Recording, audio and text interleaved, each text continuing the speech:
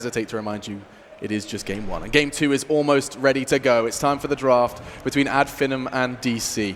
And already bye-bye Nega Siren, and the Shadow Demon has been taken away as well.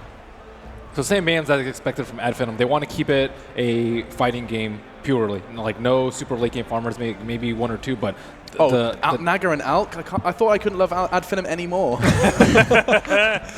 Yeah. Those change the game completely when those two heroes are in the game. So Dota becomes normal, you know. Yeah, Dota becomes normal. Everything becomes standard. Just in time. No illusions, and DC are using the same opening. It worked for Finem, the last game. Yep. So DC are gonna not reveal anything. I'm not gonna go for another stupid analogy about the Rubik first, Ben. Do it. No. Go for it. Come on, give it. I've got nothing. You brought it up already. It's like, yeah. Go on. I mean, we've said not showing your hand. That's the best I can do. Oh, it's back.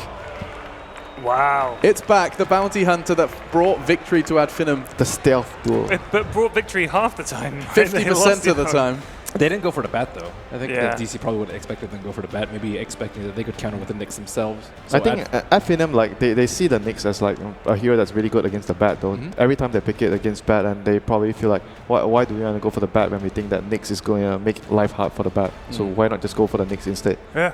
But then DC just don't even have to pick bat. Yeah, they don't, but Nyx is still good. it's still a good hero. Double invis, though, is generally frowned upon, I think. Frowned upon. It's frowned upon. Why is that? Just In expand the upon halls of Dota. Because in Dota, the gems picked up very, very early by a good team, DC no exception, like Right. 20, 25 minutes, and then you waste two of your most important aspects of these two heroes, being able to run around the map invisible, right? You can see MNT's notes there as well. Yeah, I agree with Ben. Usually you don't want to see that happen to you, like enemies picking a certain item to counter two heroes at once. But then again, it's their playstyle. They want to have a roamer. Career killer, ward placer, whatever you guys want to call it. I think that they use the bounty more as a sort of that early game disruption stuff. He goes in there, he does courier kills, he messes with anyone in the jungle. He's just a disruptive sort of behind enemy lines sort of thing, you know. Yeah, It's and sort of he's the only one kind of support that can make any pickoff become more valuable. Any support kill you get becomes like a core kill because of the bonus because of that gold. moolah, yeah. Thanks, Purge. Thanks, Purge, indeed. The last segment was absolutely great. It's perfect. So how do you think they're going to handle the bounty hunter? Usually I would always say... Spirit Breaker? Yeah, Spirit Breaker. You charge and you kill him. Or... Slardar, I think. Oh, he's been banned. Okay. And they banned Archer as well. Or really strong lanes? Yeah, or heroes that are... Like, you pick beefy heroes, like Timbersaw. You have a lot of heroes that are really hard to kill. When Bounty doesn't kill heroes, he doesn't provide his team with that extra gold. But then again, like Ted mentioned, Bounty could still be that scouting hero. He doesn't have to like kill you. He's just like there to disrupt you, place deep wards and annoy you. I think there's a lot of options, though, for Digital Chaos. I think even something like the Treant Protector is very good versus the Bounty Hunter. You don't really need tanky supports if you have the Treant Protector to deal with your lanes. So I think that's definitely one of the heroes that Digital Chaos have prepared for. I'm just curious to see which one of the strategies they're going to use to counter it. Treant Protector, yeah. I like that suggestion. And you're able to just make sure that when they're split pushing, they don't get your towers because you kill your towers. That's actually one of the heroes I find very, very interesting when to pick the hero, you know, what kind of team you pick that hero into. Like EG chose to pick that hero against VP and it worked out great for them. And we see the Ogre pick right now for Finem. So do you think that's because Bounty's going to be off doing things? They chuck the Ogre in to sort of solidify the lanes a bit safe while lane. he's off? Well, we know what the damage Blue Fat can do. The most picked hero so far in the Boston Major by quite more a than margin. SD? Indeed. Magi #1. Oh, if we count the group stages? This is the entirety of the offline Right. stages of the Boston Major, not here the playoffs. They have two melee supports though. I mean, it's not that uncommon. Some teams do the safe lane Ogre, but it's still very good in the lane, very good at zoning. And DC still sticking to the same game plan like the previous game. They are building a 5-man lineup. They are not going to deal with the split push. That's the thing, you're up against a Bounty and a Nyx. Whoever gets left alone on the lane, very high chance to get picked off. You want to group up, you want to just push down towers. You don't want them to get picked off with the track goal. Yeah, and just to clarify, I have just double checked in the playoffs, Ted, Magi is nowhere to be seen. it seemed to be a very popular pick when people were playing those safe group stages, didn't want to show too much. So he hasn't been played on the main stage? Well, he has been, but not much at wowzers. all. Tide Hunter, Sniper. That's something that they did in the group stage twice. Casting their games, they opened their draft with Ogre plus Sniper. What's the thought process behind Ogre Sniper? Bloodlusted Sniper. Just a bloodlusted sniper just firing damage upon everyone? We saw VP do it. Just they took it a little bit more extreme with the Bloodseeker. Yeah, and Sniper is also pretty good at defending, and you know the enemy wants to 5-man and push your tower. You're able to deal damage from a very safe distance. Very good against the Tide, the Juggernaut. They don't really have like innate closing, gap closing ability until they get a dagger. Bloodlusted Sniper could deal a lot of damage in the fights if you don't address him.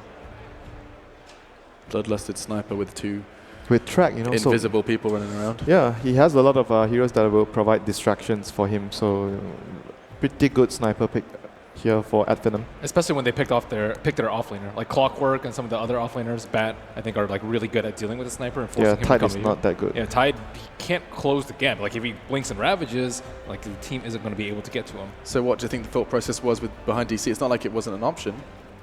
Yeah, they wanted a 5-man. Yeah, they want to group up. Yeah, just similar to how they picked Warlock in the first phase in the last game. They want to have more 5-man strength, especially versus Bounty Hunter, as Winter mentioned. Trying to ravage him. Who would you say, like, how are Finem going to fight this? I mean, what's their front line going to be? How are they going to disrupt DC from just walking towards them, just using the Nyx and shrapnel and just trying to hold them up? And pickups, like you want to split them up, and I'm sure their last hero is going to have some sort of wave clear. Wind Ranger. Wow, yeah, that's a Weeha special though. He likes playing the hero. That hero does have a good amount of burst to kill Sniper if he gets the shackle on him. Yeah. But the thing is, you need like a gap closing item. You need a dagger or shadow blade, some item to allow you to get close to the Sniper. Yeah. It's quite a gamble though. Yeah, it's a very big gamble. That hero is not the greatest in the meta right now. Slax's most hated hero, by the way.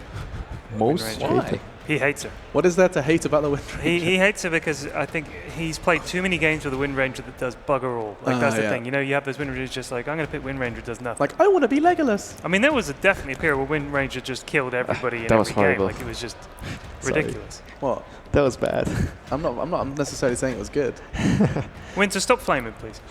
Okay. We stick together. Finem Omni-ban. Remove the Omni. Ban. 5-man and DC removing the Void, which is Void would have been a good pick. Good protection for the Sniper. Finem runs the safe lane Void. Like something like a good replacement for a safe lane Void would be like a safe lane Centaur. Yeah, I was going to say Don't they Centaur. already have all 3 of their cores though? Who? DC. Oh, yeah. I mean, Finem could Oh, finish up with wow, what is this draft? Timbersaw again. Timber. Safe lane Timber. Oh.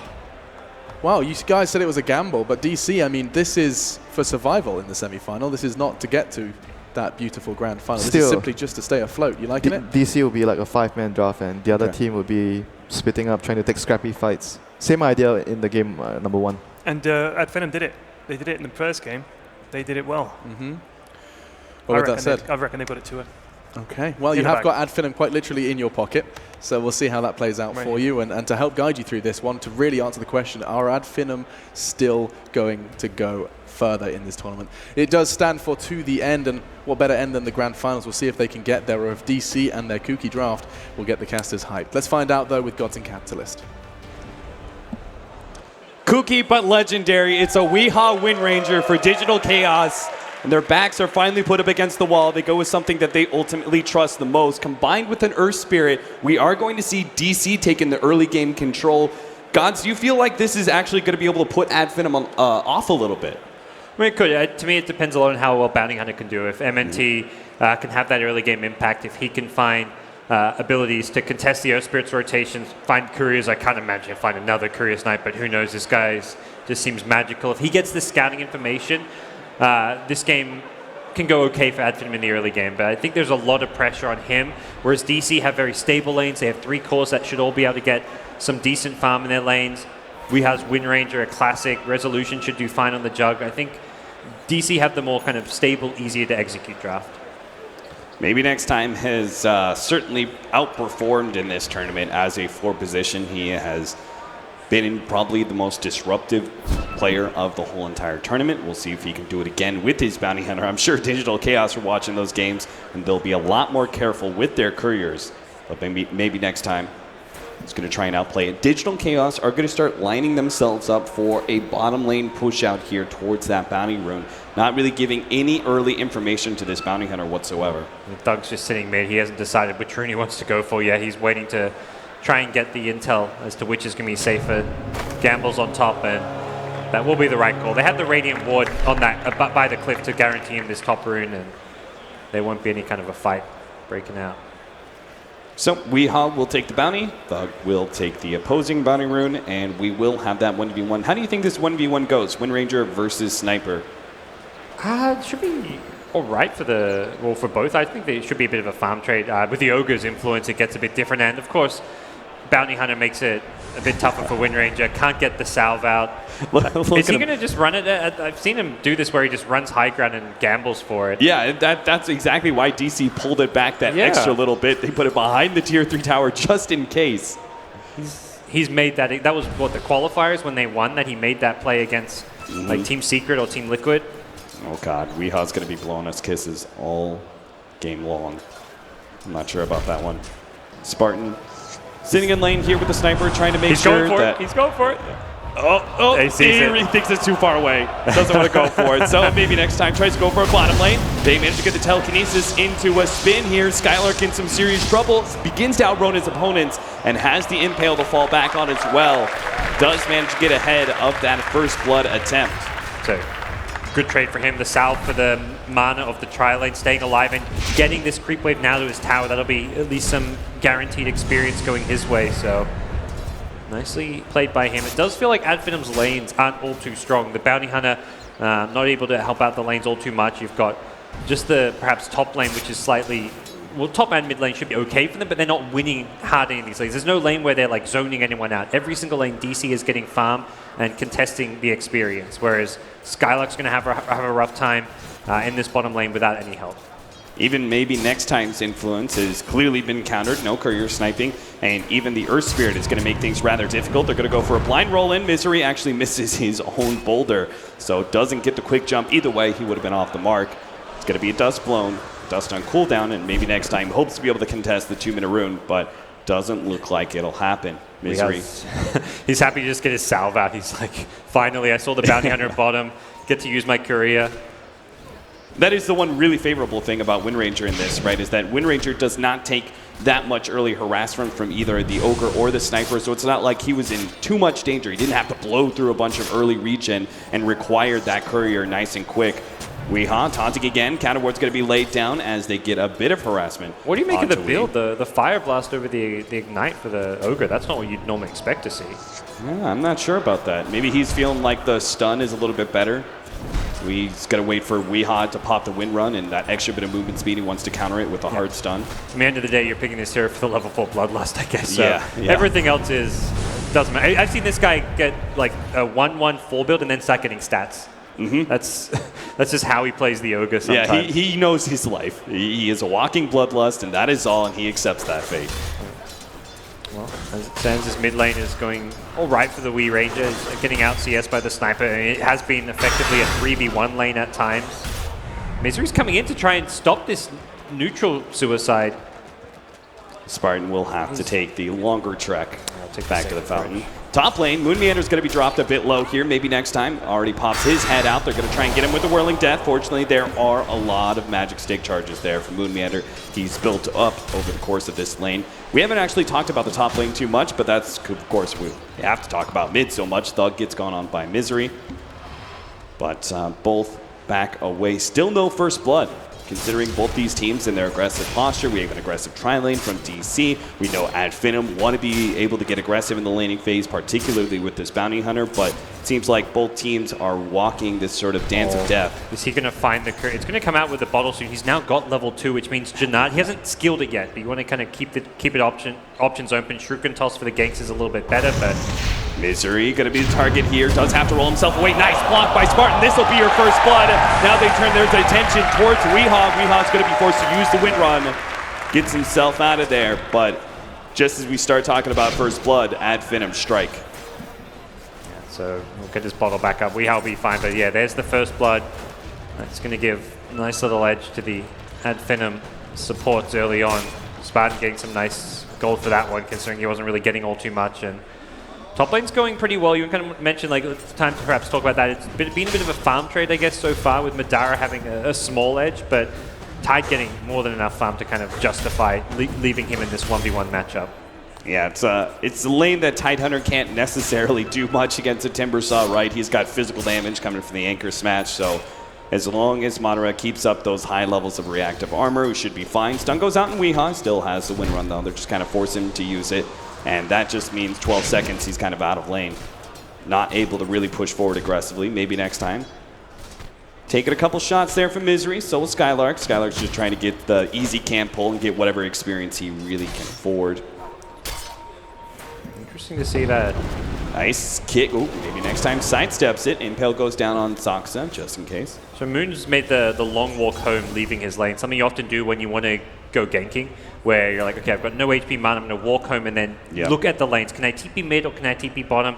And find something. If he decides there's nothing to go for, he may just go back top to keep farming. But if he wanted to stay top, he would have just stayed there because he had full HP. He's doing this more to get the mana back to use Ravage. But he's been spotted on the rotation. Yeah, maybe next time. Lay down the wards, will suicide to Roshan at the same time. A bit of efficiency. Skylark should have a pretty good idea. This is DC. They're going to try and wrap and do things and see if they can actually catch the Nyx Assassin, but it's not going to happen. They just contest the pull instead and will go for this push. And Finem are left with the choice now. Do they actually contest this tier 1 tower push in 6 minutes? Well, they can go for the trade too. Madara, yeah, he's not a pushing hero, but he can skip past the tower, tank the creep wave, clear it out, and look for that trade. Ideally, you want him picking up a TP, so if a dive happens bottom, he can come and help out, but the alternative option is just don't pick up a TP. They're all just ditching the bottom lane. Everyone's actually converging onto the mid lane Wind Ranger. And with an Impale, this could be a viable kill, but Wii is already back to safety. So yeah, it seems like they're going to take the approach where they just go for the trade. Bottom lane, maybe next time, is soaking up whatever free experience he can get. Looks like they are going to be giving up this tier 1 tower. A kick back there at top lane. Misery is in a bit of trouble. Will manage to roll himself out of there, but Madara is just hoping to be able to, as you said, tank up and push down this tower. Bottom lane, they begin to go on maybe next time. Maybe next time's already gotten a lot of damage onto Saksa. They're going to be able to get the double stun. They actually can kill Resolution as well. Holy cow, that a big play there from Ad Finem. Wow, Skylark he stepped up his play. He was one of those, he was hit or miss in, like, at the old Ad Finem, like playing the qualifiers, playing other tournaments like Dream League and stuff beforehand. He was that player that would sometimes have these off games where you're like, okay, Skylark, you've died a few many times, but his play this tournament has been that of one of the best offlaners in the tournament. A stun on Moon Meander. Not much should come of this, as Moon still has both Ravage and, of course, the heavy anchor smash cutting down any damage that comes his way. But you're absolutely right. I mean, even earlier in this tournament, I think Skylark, his Bat Rider was pretty hit and miss in his initiation. And DC, I feel like just got a bit greedy. They wanted to defend their top tier 1 tower while taking bottom. That was why Earth Spirit TP'd up top. But as soon as Ad Finem see that, they're engaging on bottom. Like, okay, there's no Earth Spirit here. Without that stun silence, we can fight. They get a decent amount of damage. The spin does come out, though. There's no Omni Slash. This is dangerous. Rezo could be in trouble. Yeah, he does have the Rubik coming in with the telekinesis. That'll put a stop to it. They have the healing ward out, and they should be fine now. Actually, maybe not. Resolution is going to be wrapped around Hot. They do have the Ravage, barely managed to save him in time. Resolution taunting Madara. He does manage to get away. Maybe next time throws out the Shuriken, and they do finally finish him off. Madara, now he has to try and get himself away with the Timber Chain up against Moon Meander and the Rubik. The telekinesis is ready to go. Madara realizes that. That's why he's just trying to eat his way through the trees. As soon as he tries to Timber Chain, he's going to be caught. So he finds himself deeper and deeper. TP's out. Maybe next time he'll be the target instead. DC will just have to take that kill instead. But the escape of the Timbersaw is huge, as that core did not want to die. Nice pick up by Skylark in the end, as they managed to get the Rubik in exchange. Ad Finem making clean exchanges here against Digital Chaos. Just beautiful Dota. They take out Resolution. Bounty comes in. He gets a bit greedy going for the courier as well, but it pays off. He gets a courier kill, and then he goes in to help finish off the kills as well. Getting absolutely everything. They lose just one support there in exchange for multiple kills, including the Resolution Juggernaut, including a courier snipe as well. That Finem's early game has been impressive. As the two supports appear to try and defend this tier 1 tower mid from Weeha's aggression, but they are going to be caught by the rotation of Misery. Nice shackle shot, but big old dumb Ogre, he don't feel pain. All that physical damage does nothing to him. Another power shot does manage to dodge that one, and they will keep all this damage off the tower until Thug appears. A little bloodlust on towers as well. Good luck going near that thing this early on. Spartan doing more, just his job there, sitting around bloodlusting whatever needs bloodlusting, and Finem have got level 5 already on MNT with the Tome of Knowledge coming up. He can get that level 6 and be good to go. Yeah, I mean, that all comes down to that top lane fight, right? Him being able to get that means guaranteed level 6 by 10 minutes. Thanks to the Tome, we'll have track kills starting up. Misery rolls himself away from that bottom lane engagement, but just trying to contest over that 10-minute rune. Yeah, DC did manage to finish off that bottom tier 1 tower, and Finem haven't done that yet at top, although it is deniable. Interesting, DC trying to keep it alive, perhaps trying to bait some fights up there. Now that they've got a level 6 Juggernaut, they know MNT's nearby, but they don't know exactly where. Will he walk into the sentry ward? He's just enjoying the bit of experience that he's gleaning from that camp, but the next attack is going to be caught. Spike Carapace does go down. That could be huge. He turns around, misses the impale onto Soxa, but he'll still go down as MNT cleans it up from the right-hand side. Resolution, his spin right wears out, and Madara can come in and easily finish off that Juggernaut. Juggernaut just keeps on getting traded away in these side lane engagements. Finem every single time seemed prepared for the Juggernaut and being able to finish him off on the offset of engagement. Madara is just getting big once again, every single game. Slowed down by the Gush, already hit by a power shot. This should be a very easy kill for DC, and no response whatsoever from Finem. They instead claim that tier 1 tower at top. They'd like to perhaps defend this mid tier 1 as well. That's the bigger objective, but fighting into the Ravage could be a risky proposition, as they are looking to set up Skylark in the neighborhood, but it's too late. They didn't have the numbers there, and they weren't ready to fight, but could try and catch them on the retreat, but they're all converging. They have this low health Tidehunter. If they can actually get the full combination of Madara, they easily can finish him off. There it is, the Whirling Death. Misery makes his roll away. Skylark can't quite get to him with the Spike Carapace, but they can still cut him down. Madara, okay, not going to make the guess there. Misery will TP out, but it's still a fresh Bloodstone and a fresh Bloodstone charge for our Timbersaw. Madara, to me, has been almost the breakout player of this tournament, as far as a player that you always knew was really good at his role, but he's showing up and being an absolute superstar for this Finem team. Showing a lot of hero diversity as well, playing the Timbersaw this game, and DC have their work cut out for them. They're getting farm across all 3 cores, as we kind of mentioned, but no one hero is kind of standing out and pulling ahead on their side. It's the Timbersaw, who's already got Bloodstone 12 minutes in, who's going to be a big problem for them to deal with. Wind Ranger, not exactly a great matchup against the Timbersaw. You've got Lockdown, but Focus Fire just gives them all the reactive armor procs, so not going to be an easy game to deal with a Timbersaw. Yeah, I'm kind of feeling like if Madara does end up going for, say, just a basic Hood of Defiance, he's going to get very close to that unkillable range, and DC are just going to have to try and dodge around him. It's not a good sign, as DC really wanted to be able to take control of this game nice and early with a quick mech on Tidehunter, a lot of 5-manning, pushing power, but this Timbersaw may be the difference between a DC being able to 5-man push into Finem and Finem being able to win out in these teamfight engagements. They've got a nice little fat ancient stack for Moon to farm, which will get him not just his mech, but probably another 1,000 gold on top of that. So they can play the economy game, which 3 very well scaling cores in the Jug, Wind Ranger, and Tide. They're not going to... I feel like the sniper isn't as big a problem as we've maybe seen in the past, because keeping them alive is not the easiest thing in these teamfights. It's not like the best saves. Maybe next time. Okay. They can't actually kill Moon Meander with Top these lane, two, meanwhile. but they could go ahead and take all of this. They are going to be able to get the roll and the spin TP out, so both of them will be fine. Ogre's going to be caught here. Go ahead and turn around, give them Gush. They also have a Shackle Shot ready to go. They're just going to try and trade 1 for 1, but they can't even get the Ogre. He's too damn fast. With the track kill and the maxed out Bloodlust, Ogre runs absurdly quick.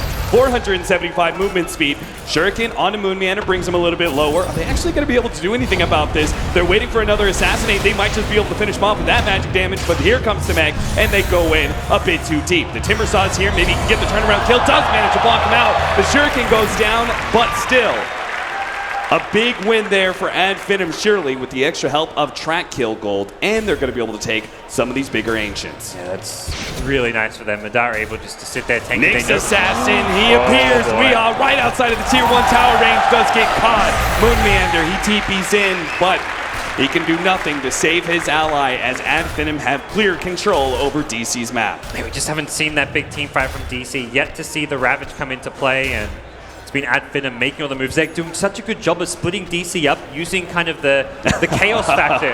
Nice steal there from Saksa. It's really hard to team fight when your opponents have Bounty and Nyx because they're always going to get the kind of vision advantage. They're able to plant deeper wards because of the Invis Bounty Hunter. They're able to scout out your heroes constantly, and unless you kind of like predicting those movements and having sentries to snipe those annoying pesky roamers, Ad Finem will always see when the 5-man tide is coming and just avoid it. This is what you got to do though. You got to smoke and catch Ad Finem by surprise. They're going to wrap around here. Ravage ready to go. They're going to lead off with the gush on a Skylark. Moon Meander puts himself in position, ready to go with that Ravage. He wants to be able to deal with the Timbersaw on the right-hand side. They get the stone onto him, and Timber will be brought down. But at the same time, they're going to lose their Rubik. Ad Finem will get another bounty kill off of that one. He's already respawned, and Ad Finem will just look to take this fight now. Yeah, with the Ravage down, I don't think there's any way that DC can hold this tier 1 tower anymore, unless maybe with an Ogre kill. Spin onto him with a shackle shot on the side. Skylark's also going to go down. Disaster strikes as Ad Finem surely were in the advantage to be able to push down this tier 1 tower, but losing 2 of their allies is going to cost them this push. They were in the advantage. They were trying to use the Ogre to bait and set up a 3-4 hero impale from the Nyx Assassin, but that shackle from Weeha salvaging the situation, getting them both those kills, stopping the Ad Finem push and stopping what looked to be a great opening into that mid lane for Ad Finem. They had the insta respawn with the Bloodstone of Timbersaw, but they didn't get any value out of it in that fight. A Manta almost being complete here for Resolution. He has almost reclaimed top net worth, beginning to contest that Timbersaw after that clutch kill.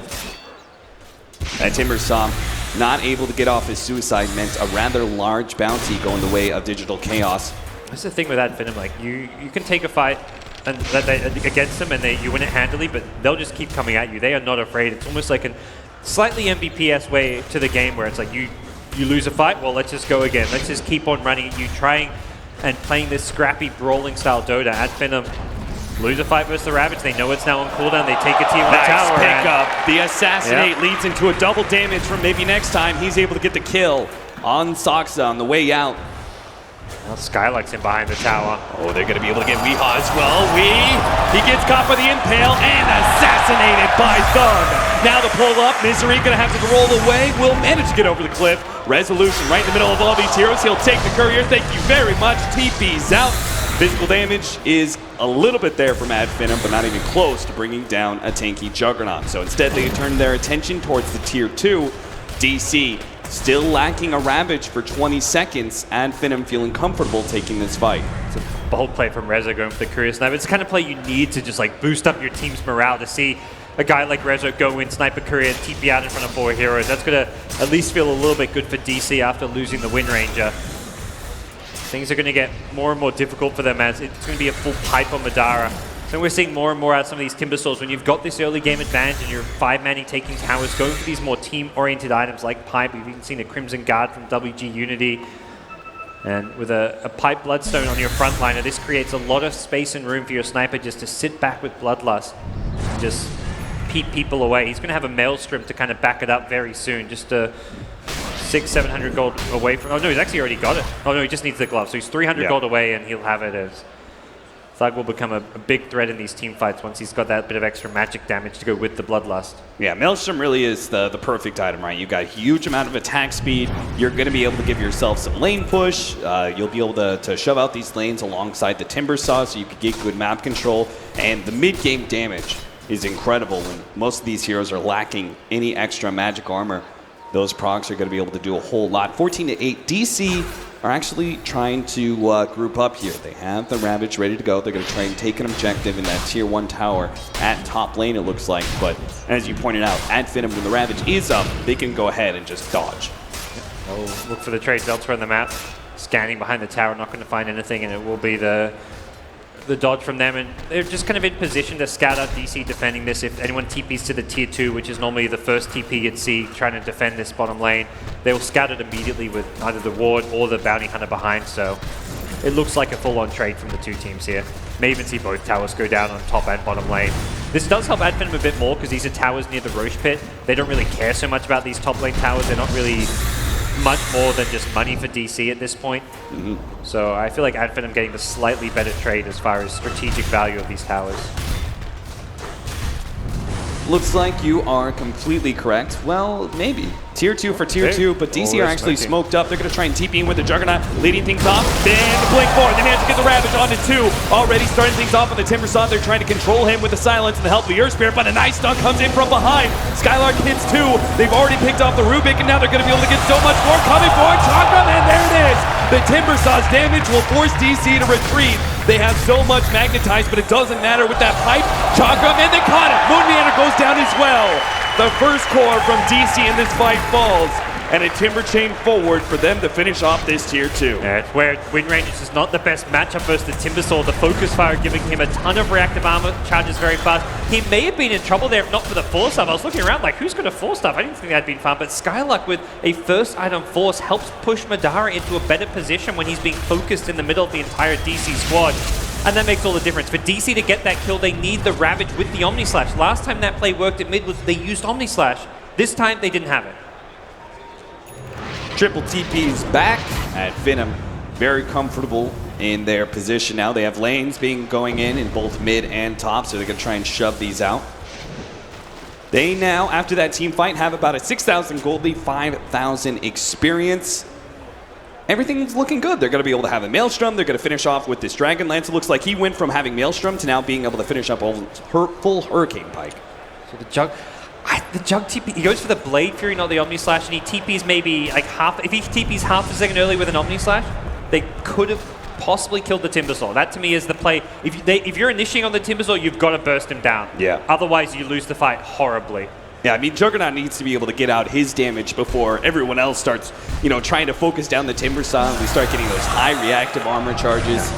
I mean, the other question is, should you have ignored the Timbersaw? It's one of those things where maybe DC were split in how to approach the fight, whether they wanted to go in the Timbersaw, burst him down with all 5 heroes, or you ignore the Timbersaw, take out the Sniper, take out the Nyx Assassin, who can be really problematic. Either approach could have worked, but they kind of didn't. They weren't all on the same page.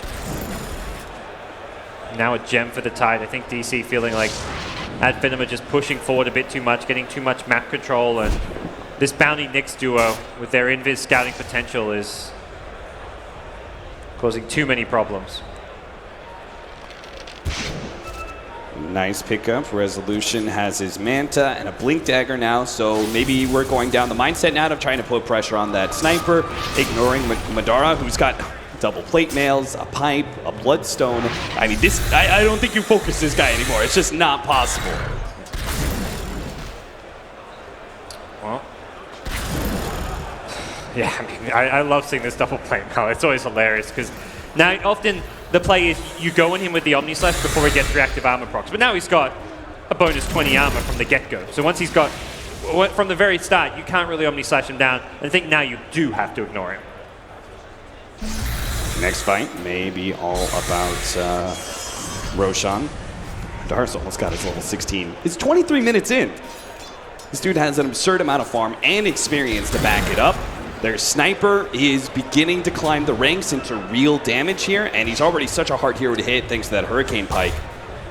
The wrap around here is so essential, but Skylark is going to be running into all these heroes. He's got the initiation onto Moon Meander. Misery comes in with a nice kick and a silence to be able to follow that one up. They manage to burst down one. Nyx Assassin gets off the Spike Carapace towards the end, but here comes a big Chocum combination. He brings down the Rubik, looks towards Misery next. That's going to be helped out by maybe next time as he managed to get a track onto him. They'll get that second support. Skylark once again going for the early buyback. You see this, Adfinem are so committed. As soon as the fight looks a little bit dangerous, they're willing to commit some of these buybacks to ensure that these early engagements go their way. They did the same thing last game on the Nyx where they're pushing high ground, he gets picked off trying to save his carry, immediately buys back, and then they just keep on pushing. It's a team that doesn't want to have any downtime. They want to, anytime they feel strong, they want to be pushing forward, and that's exactly what using these buybacks on an off lane it does. You're not too worried about Skylark's item progression. He's got that one core item. You know if he stays, and when he comes back alive and he's alive for the fight that you win, he's going to get a lot of gold from it. So you're not overly concerned about that buyback cooldown. DC, are they going to be able to contest this? They have the Blink Daggers. They have Ravage ready to go. They just do not have that Omni Slash. That physical damage is critical, but if they could start with a pickoff, maybe next time does get a Force Staff, that's a little bit of help. Madara comes forward, Chakram onto the 2 supports. He's going to chase away this Rubik, force him to telekinesis, but they also have the Assassinate. If they can actually just run him down, that'll already be a numbers advantage. Misery a little bit too late on the kick there. Another track meets they've got vision of him. Left-hand side, they're chasing down this Juggernaut. They're going to be able to get the Shuriken bounce, and they get both. They chase down the Earth Spirit. They bring down the Juggernaut, the much more important kill between the two. And DC, they don't, look at that. At Finem, they're like, okay, congrats. We don't even need Roshan now. No. We can just go straight for this push. You force the fight by going for Roche, and then you don't even bother with Roche because you've taken out the Jug who does not have buyback. He was trying to finish off his Diffusal Blade. Madara can just walk straight up with all the armor he's got. Tank the creeps, take the tower, throw in another 30 armor with the reactive, and oh boy, this gets very tricky to fight into. Sniper's just going to be sitting back, pointing away. Couple of snipes there. Man, it is so hard to play this Rubik. Every single time he is being assassinated out, hit by Ignite, he's being pushed back. The tier 3 tower is almost gone. He has to go back to the fountain. They still have 10 more seconds until the Juggernaut is back up. DC are just kind of poking and prodding, but ultimately they can't really fight until this Juggernaut is up. They needing to focus down on this melee Rax, but here comes the initiation by Misery, getting out the Impale Chakram, finish them down. Misery doesn't manage to get anything off. The Tidehunter right in the middle of all this. He throws down his Ravage to blink forward. They're going for the Sniper, but Hurricane Pike, it puts him ahead of this Omni Slash, and now the initiation is gone from DC. They missed their opportunity, and now Sniper's going to be able to hoo-hoo-ha-ha his way through this. They've got the Snipe assassinate. Weehaw almost finished off. Tidehunter goes down. DC lose 3, and here comes the buyback. Juggernaut with the Omni Slash, but it's just used to save his own life. He doesn't have anything. He's gone as well. No buyback there. 4 up from Digital Chaos, but they do not have their Juggernaut to defend. The Ad Finem dream is alive. They just keep on fighting, keep on running at DC, and they just can't get to this Sniper. He's just sitting at the back with that Bloodlust. The Maelstrom giving him the extra damage he needs, the extra range from the Hurricane Pike, and this front line of Ogre, Timbersaw, Nyx Assassin is just brutal. Anyone you go on's getting forced up around, healed up by the mech. At this point, DC are just running out of options. Stolen Impale. Zoxa, he needs every little bit of help he can get. Pulls him back into the tier 4 towers. With the help of this stun, they get a lot of damage onto a Misery.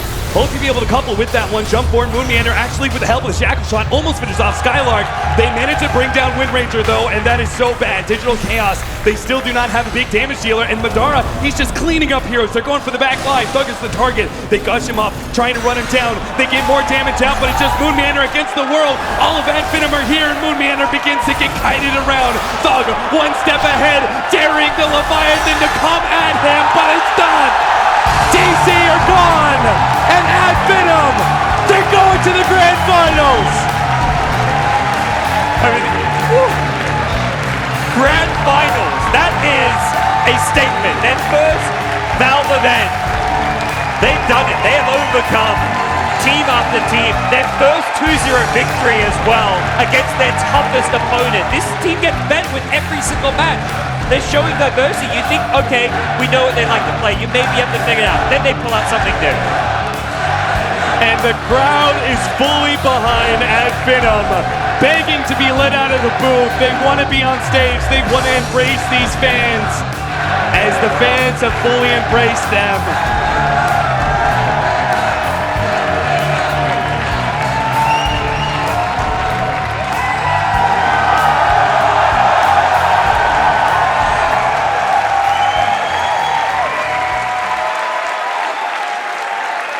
Finem till the end, and we keep on repeating this. Will they make it to the next round? Will they make it to the final day?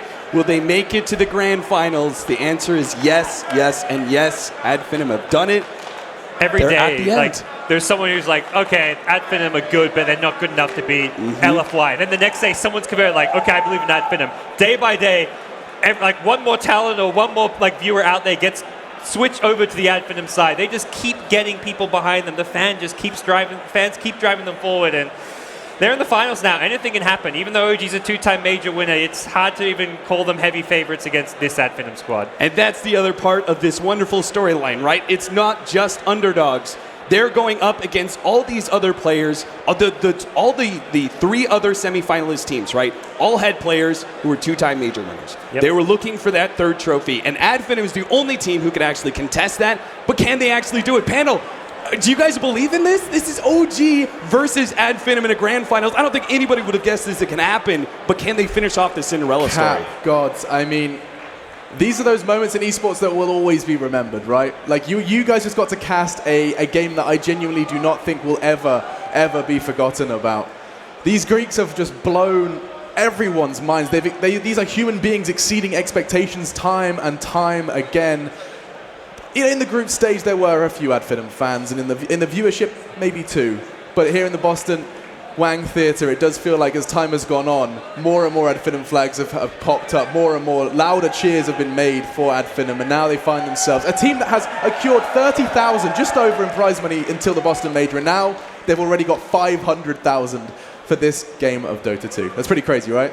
I mean, it's a fascinating story. I don't think that... And it's not over. They've been on the brink of success for a long time. It's not like they just came out of nowhere. These guys have been struggling through hardship after hardship for years now, playing qualifiers, playing smaller tournaments, playing for $3,000, $4,000, $5,000, and here they are playing for $3 million, already with $500,000 guaranteed. This is esports' way of showing that hard work pays off. It's awesome. It really is. And thank you so much for the cast. I'm sure we'll be talking about this one for many months to come. That was, of course, Gods and Capitalist. Ad Finem have done it. I mean, and I say you have done it. Of course, the grand finals do still await them, but it did feel like the general consensus was the semi-finals was where this storyline ended. They figured, the Cinderella storyline ended just before they did find their prince, and now they're in the grand finals. Could they really go all the way?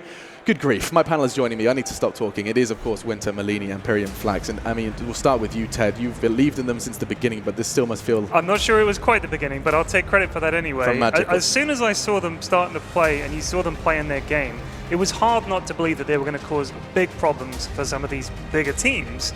And one of the things that they seem to understand is the movement.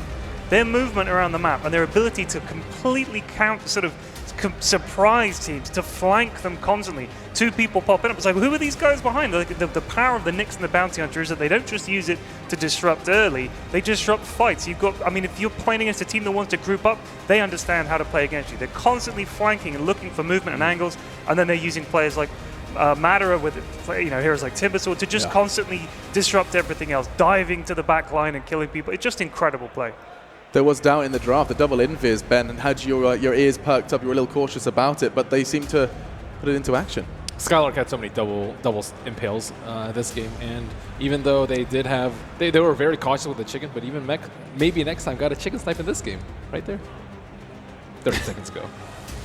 It was just a game that it does seem, Winter, to have caught your tongue just a little bit. Ad Finem, happy to see Ad Finem take this. You did a prediction with your heart, and they have continued to exceed expectation. I mean, they are really strong. As Ted mentioned, the movements were really good. Like, somehow they're able to pull this draft together. I mean, they have 2 invis heroes, but they were constantly moving, and they got so many flank initiations because as DC, you couldn't place sentries everywhere. They found the openings, they found the first moves with the Nyx, especially the whole game. And even with the Tide Red Rage, the Timber was just too hard to deal with in the majority part of the game. They did not have enough damage to kill him through that reactive armor. It almost feels like they know exactly where the enemies are going to ward and how to move around it. I mean, like Kev pointed out, they suspected, okay, you're pushing up. Maybe they'd seen DC, they put this advanced ward near Roche, so Enigma goes around the back. And we saw Nyx and Bounty constantly doing this, coming around the back. I also think DC's draft perhaps wasn't necessarily what they needed to play against them. Windranger didn't seem to have a huge amount going on. And they ran 3 against her mid, and the sniper was still headshotting her all over the place. It was crazy. We were wondering about the Windranger pick at the... Yeah, we talked about it so much, like, after the draft. Like, why would they want Windranger? I mean, this game didn't really showcase why was Windranger picked in this particular situation. There was a lot of options available. Right. But maybe it was a player combination thing, because we know Weeha loves to play the hero. Sure. But I mean, the discussion to be had is whether or not you take a comfort pick that doesn't necessarily fit into your draft. Or you in pick a game like that. You pick a hero that fits the draft, but the player does not like to play. Right, and I mean, is that a trade? Which way do you like to see that pendulum swing, Ben? Really depends on the player. Yeah, depends on the player. Well, like how comfortable he can be. Yeah, I think for Wii you can give him kind of mostly anything, but I mean, Misery and we have played together for a long time.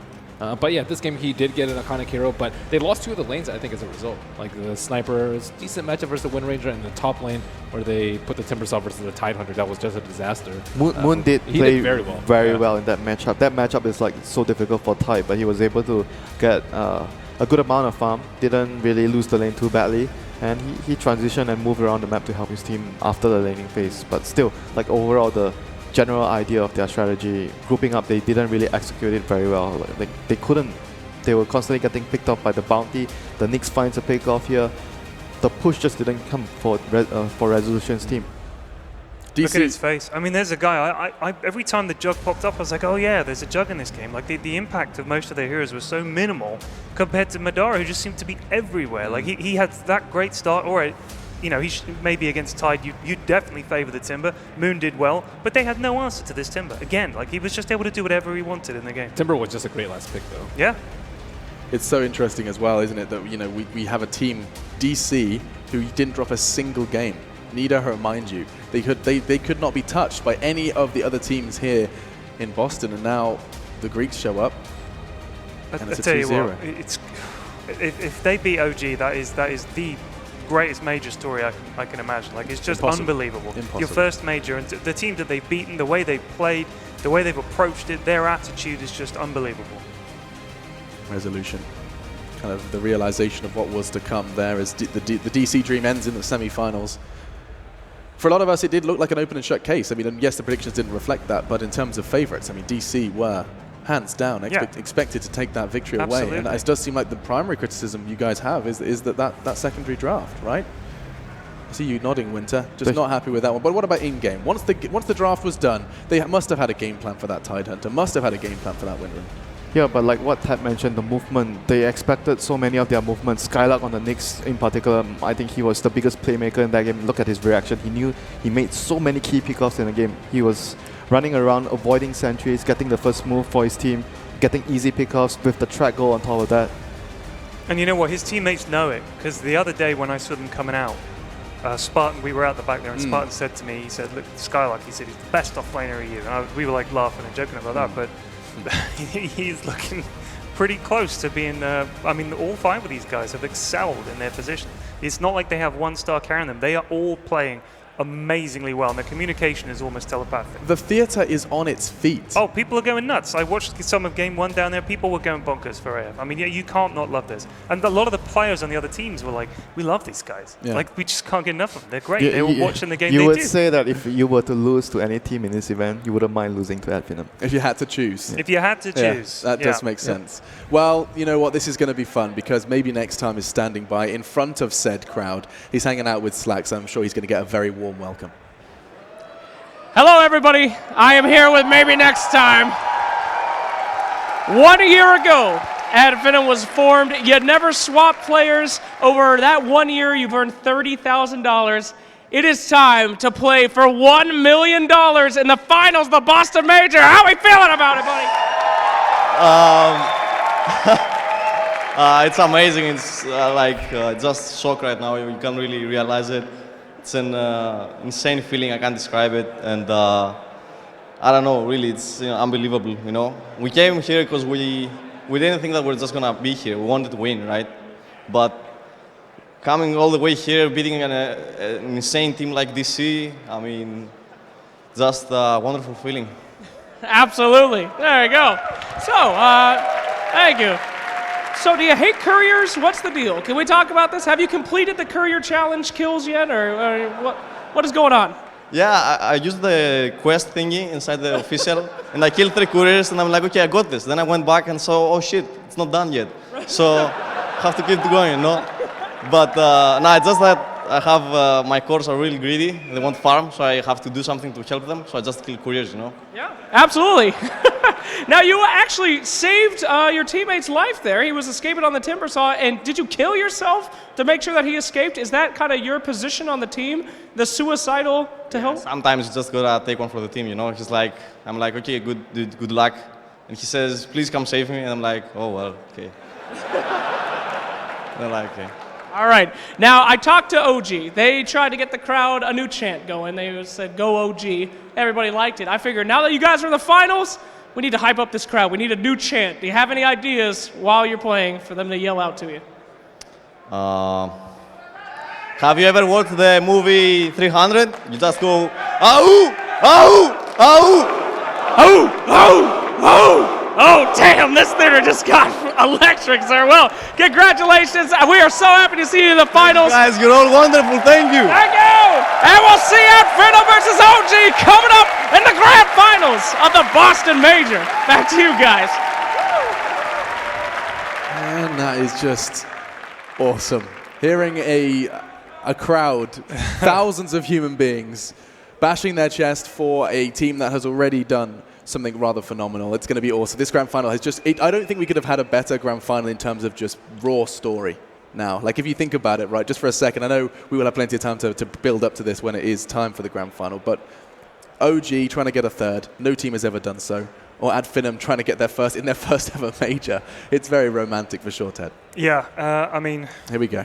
You know, no, I've got nothing other than just to say that I mean, I hope it lives up to the billing. We would all love to see 5 games, I think. Yeah. We would like to see this kind of style of Dota where it's just action and plays and surprises. OG, 2-time major winners, they are going to be as hungry for a third. Make no mistake about that. They want this hat trick of majors, so it's going to be very tough for Ad Finem, but I've said that every single time, and every single time they've done it.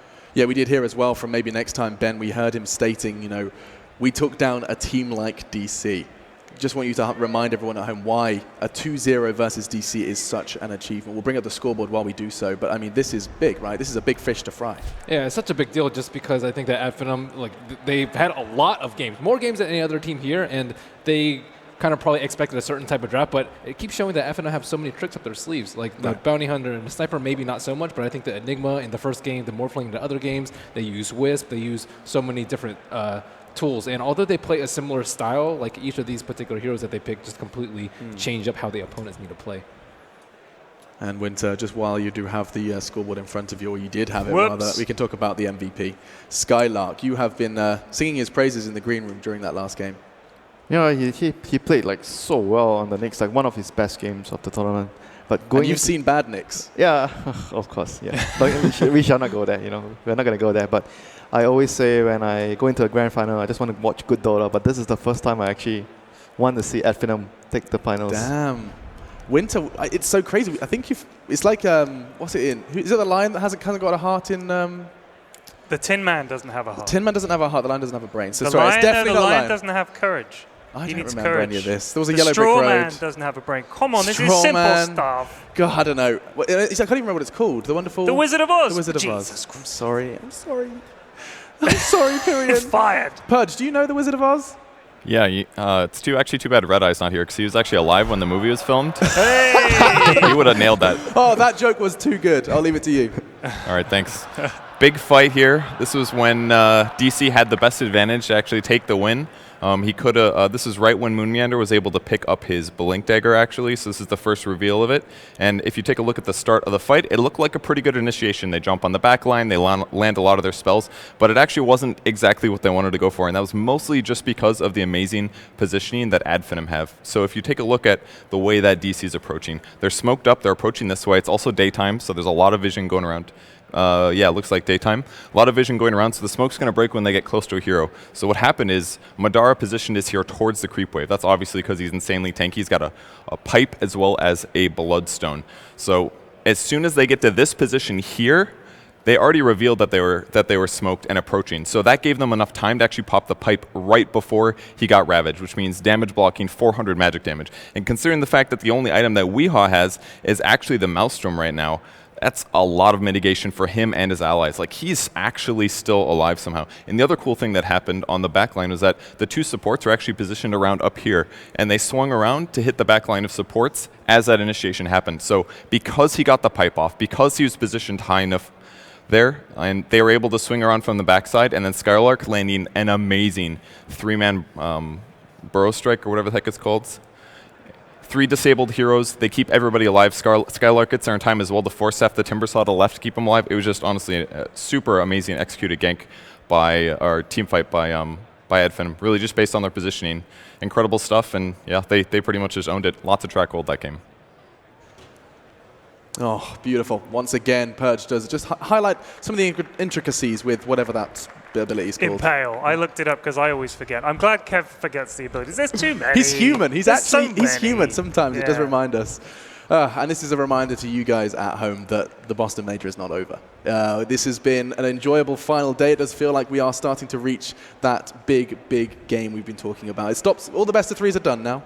And it is just that best of 5 to look forward to. The grand final is on its way, and I think we should go ahead and catch our breath. We're going to take a 30-minute break now so that the players can probably, get their blood, stop shaking their hands a little bit, and get their heads back into the game, because this is it. The grand finals of the Boston Major are coming in about 30 minutes' time. And do not worry. You're not going to sit there idly twiddling your thumbs. We're going to go ahead and take this time to reflect on how this grand final came about. So let's remind ourselves how this mammoth Dota event started and how we got to this point. We'll be back in 25.